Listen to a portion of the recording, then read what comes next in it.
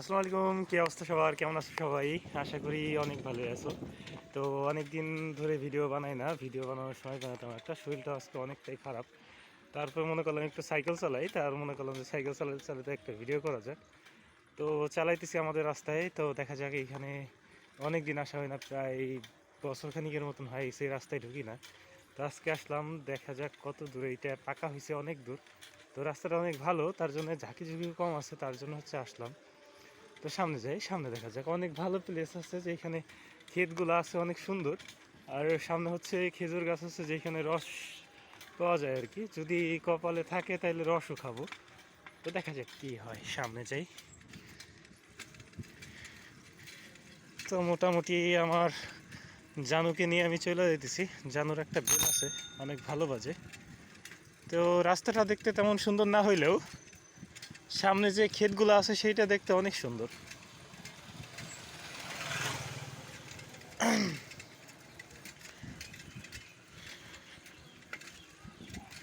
আর একটা মজার কথা হচ্ছে, এই পথে আসা হয় শুধু রোজার ঈদে আর কোরবানির ঈদে বেশিরভাগ সময়।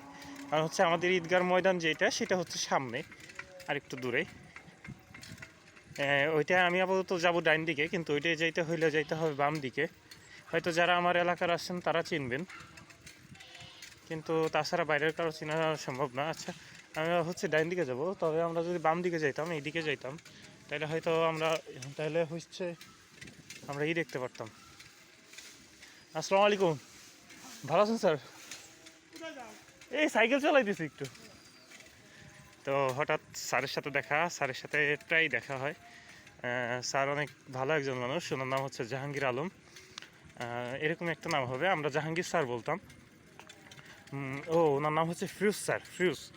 তো উনি খুবই ভালো একজন টিচার, আমাদের প্রথম ইংরেজি টিচার, ক্লাস 6-এর খলিলপুর হাই স্কুলের।